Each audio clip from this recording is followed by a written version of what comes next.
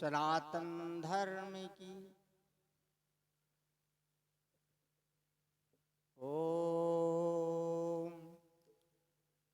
बंदौ गुरुपद कंज कृपा सिंध नर रूप हरि महामोहितम पुंज जास बचन रवि कर निकर बंदव संत समान चित हित अनहित नहीं कोय अंजल गति शुभ सुमन जिम सम सुगंध कर दोये संत सरल चित जगत हित जान स्वभाव स्नेह बाल विनय सुन कर कृपा राम चरण रति देहु जड़ चेतन जग जीव जत सकल राम मैं जाने बंदव सबके पद कमल सदा जोर जुग पानी। बोले सतगुरु भगवान की जय। अर्चनीय वंदनीय प्रातः स्मरणीय परम पूज्य सतगुरु भगवान के पावन चरणों में प्रणाम करते हुए मंच में उपस्थित परम पूज्य स्वामी परम श्रद्धे योगाचार्य परम पूज्य आत्मानंद जी के पावन चरणों में प्रणाम करते हुए परम पूज्य स्वामी अनुभवानंद जी के पावन चरणों में प्रणाम करते हुए परम पूज्य स्वामी भूमानंद जी सभी संत महापुरुषों के पावन चरणों में प्रणाम करते हुए प्रिय सज्जनों,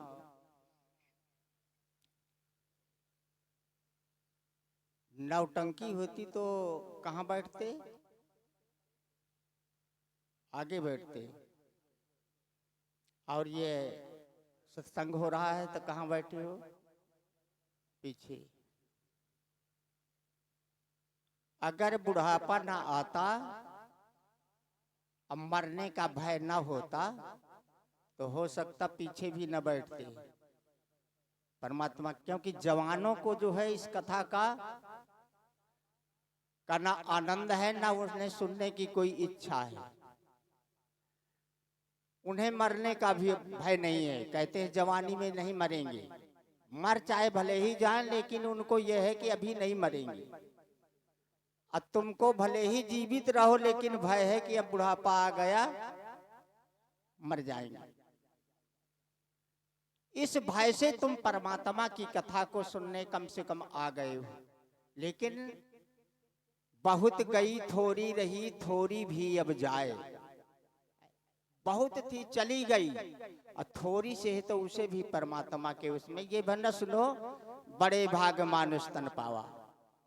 अरे ये बड़े बड़े भाग से नहीं तुम्हें मिला, बड़ा भाग तो वो है कि जो तुम्हारा परमा सुनहु उमाते लोग अभागी हरि तज हो ही विषय अनुरागी। जो परमात्मा से अनुराग हो जाए, परमात्मा के मार्ग पर चलो, जिस लिए ये शरीर मिला है वो अपना कार्य कर लो तो बड़ा भाग्य है। पशु पक्षी कीड़े मकोड़े ये मोक्ष नहीं हो सकते, लेकिन ये मनुष्य शरीर बड़े भाग्य से मिला। ये साधन धाम मोक्ष कर द्वारा पाए न जो परलोक सुधारा। ये साधन नहीं है, ये भी समझ लेना। चौपाई ये नहीं कहती कि ये साधन है। तामस देह कछु साधन नाही प्रीत न पद सरोज मन माही। ये ध्यान दो, ये साधन नहीं है। चौपाई क्या कहती है? साधन धाम। साधन का धाम है। जैसे बस अड्डा, बस का अड्डा है। बस अड्डा साधन नहीं है। बस अड्डा में बैठे बैठे, कल हम राठ में बैठे बैठे अगर राठ साधन होता और तुम्हारी रोड साधन होती तो हम यहाँ ना आ जाते। साधन नहीं था, साधन का धाम था। इसी तरह ये मनुष्य शरीर क्या है? साधन का धाम है और मोक्ष का दरवाजा है। मोक्ष नहीं है। मकान के दरवाजे पर खड़े हो, लेकिन दरवाजे से तो अंदर जाओगे, लेकिन दरवाजा है, अभी अंदर नहीं गए मोक्ष के। मोक्ष कर द्वारा दरवाजे में खड़ा होकर के और घर में ना प्रवेश हो पाए, तो मनुष्य शरीर रूपी ये दरवाजे में आकर के और अपने परम धाम में प्रवेश ना हो पाए, तो क्या होगा? बड़े भाग्य होगा। ताही कबहु भले कहाए न कोई, गुंजा गहे परस मण हाँ खोई। घुंघचू की माला ले ले और क्या करे? मोतियों की माला फेंक दे या बदले में ले ले, सोना दे दे और रोल गोल ले ले। तो मनुष्य शरीर को खो दे और पशु पक्षी का शरीर, पशु पक्षी की योनि में चला जाए, तो ये क्या बड़ा भाग्य है। पहले तो मनुष्य का शरीर मिलना दुर्लभ है। कबहू कर करुणा नर देही, अद्वैत ईश बिन हेत। कभी परमात्मा ने कृपा किया, ये 84 लाख योनियां भटकते भटकते आप मनुष्य का शरीर पाया। मनुष्य का शरीर पा करके क्या दुर्लभ है?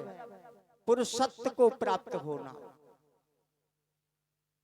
यानी वेदों में यानी अपने को जानना, पुरुषत्व को प्राप्त होना, अपने को जानना। फिर उससे दुर्लभ है ब्रह्मत्व को पाना, यानी ब्रह्म तत्व को जानना। और ब्रह्म तत्व को जान लेने पर वैदिक धर्म का अनुगामी होना, यानी जो वेद धर्म बताता है। वेद धर्म क्या बताता है? और यही समझ लो, हरि व्यापक सर्वत्र समाना, अब प्रेम से प्रकट हो ही मैं। अच्छा, तो परमात्मा तो सब में व्यापक है ना, तो जब परमात्मा सब में व्यापक है तो सबका परमात्मा तो एक है ना। सबका परमात्मा एक है और सब परमात्मा के है ना। ईश्वर अंश सब परमात्मा के हैं ना। तो जब सब परमात्मा के हैं और सब में परमात्मा व्यापक है, तो अब ये समाज में द्वैत क्या है? दूसरा कौन है? देखिए यहां पर दूसरा आ गया, अब बदल रहा हूं। प्रकृति का नियम अटल है और ईश्वर का धर्म, जो धर्म की स्थापना किया है, वो सत्य है, अचल है। वो हिल नहीं सकता और ये टल नहीं सकता। प्रकृति का नियम टल नहीं सकता और ईश्वर का नियम हिल नहीं सकता।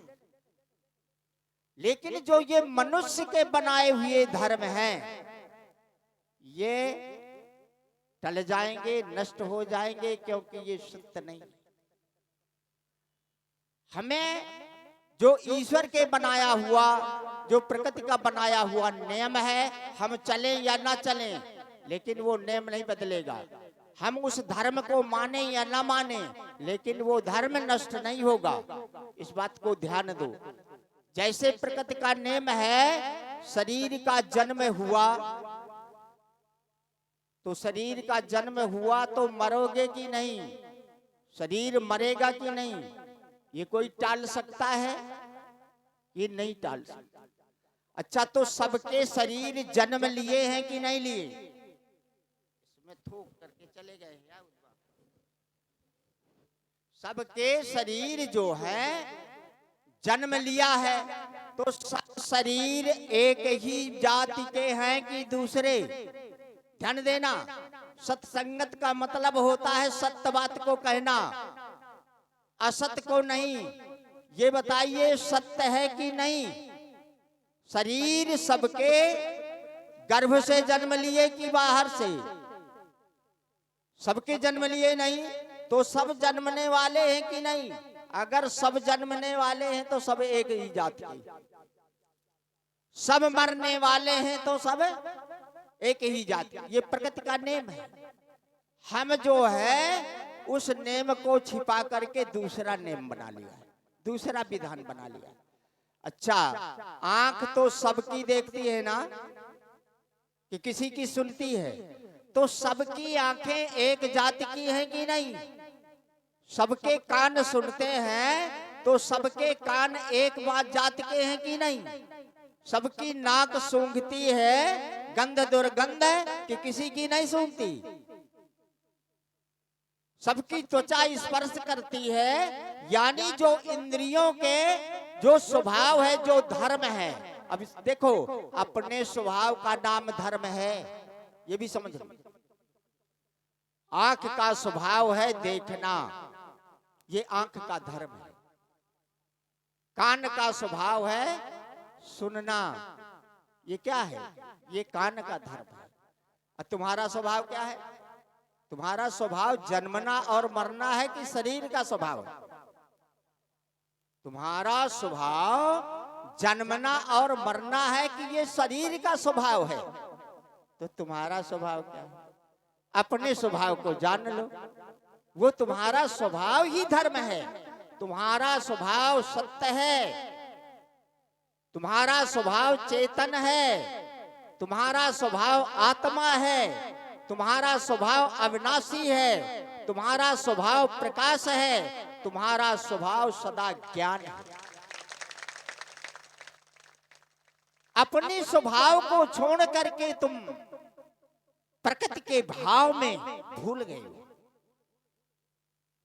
प्रकृति के भाव में भूल गए हो।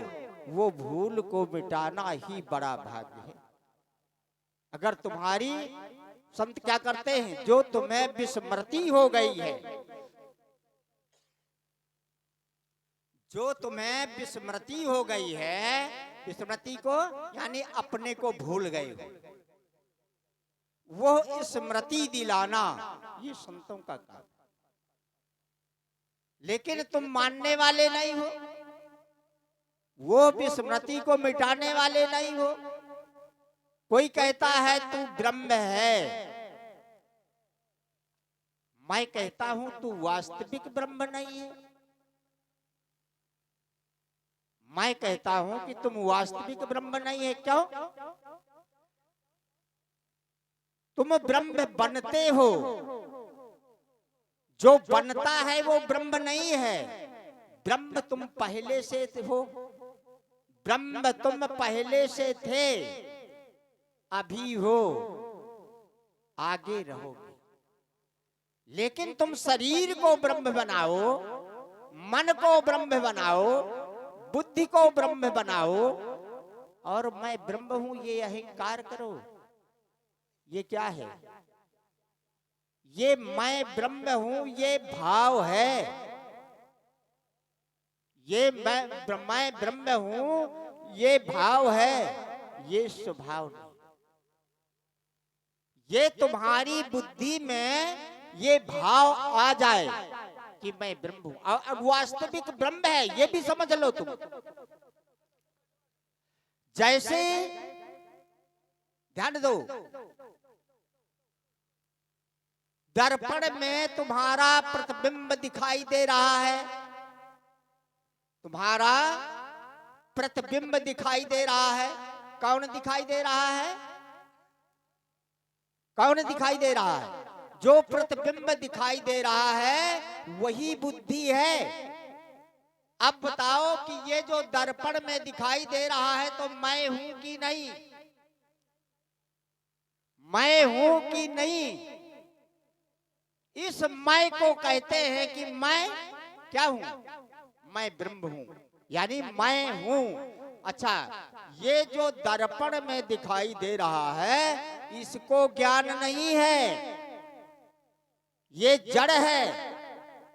जो ये तुम्हारे अंतःकरण में मैं करके भास रहा है ये जड़ है, लेकिन ये ब्रह्म है। तो क्या जड़ और चेतन दो है क्या? यानी जो दर्पण में दिखाई दे रहा है और मैं हूं, तो दो है कि एक है? एक है ना। तो जो तुम में सब में मैं करके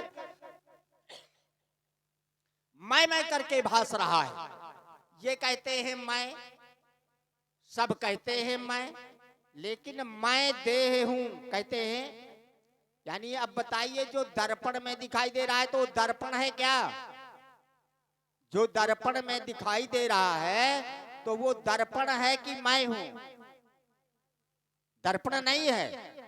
इसी तरह जो ये देह में दिखाई दे रहा है, देह में जनाई दे रहा है, देह में समझ रहे हो, देह में कह रहे हो, ये देह नहीं, ये देह नहीं है, ये वास्तविक ब्रह्म है, कोई दूसरा हाँ नहीं है। परमात्मा सब में व्यापक है। दूसरी विधि से आ जाओ तो सब में व्यापक है। लोहा मैक में व्यापक है, व्यापक है कि नहीं? अच्छा, तो जब मैक में व्यापक है तो लोहा क्या बन गया? मैक बन गया। अच्छा, मैक लोहा है कि नहीं? लोहा मैक है कि नहीं? लोहा मैक है कि नहीं?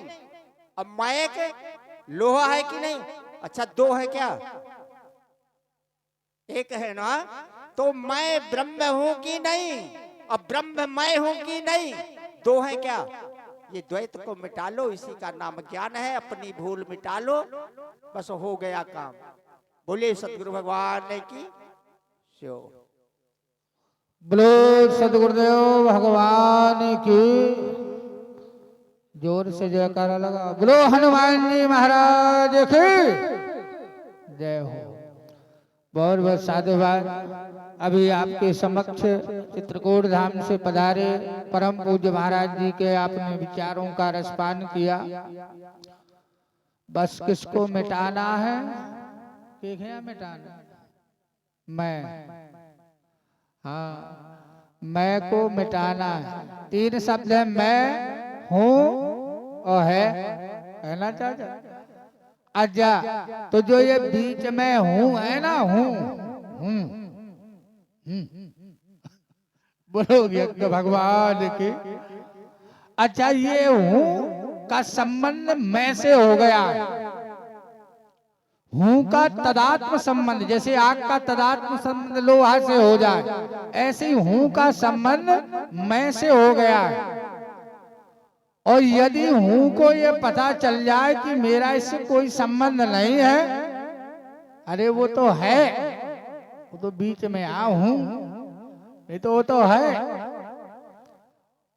ना। तो वो सर्वत्र है। जैसे सर्वत्र घड़े में मिट्टी है कि नहीं है? घड़ा कहीं है नहीं, लेकिन पानी पीने के लिए घड़ा होना भी जरूरी है। घड़ा ना हो तो पानी कैसे पियोगे? यद्यपि घड़ा मिट्टी का है, सर्वांग उसमें मिट्टी है, घड़ा कहीं है ही नहीं। इसी प्रकार सारे ब्रह्मांड में बस वही है, दूसरा कुछ एको अहम द्वितीयम नास्ति, दूसरा है ही नहीं। और दूसरे को देखना यही अज्ञान। तो बड़ी अच्छी बात महाराज जी ने अपने विचारों को रखा। अब मैं परम पूज्य, परम आदरणीय, परम सम्माननीय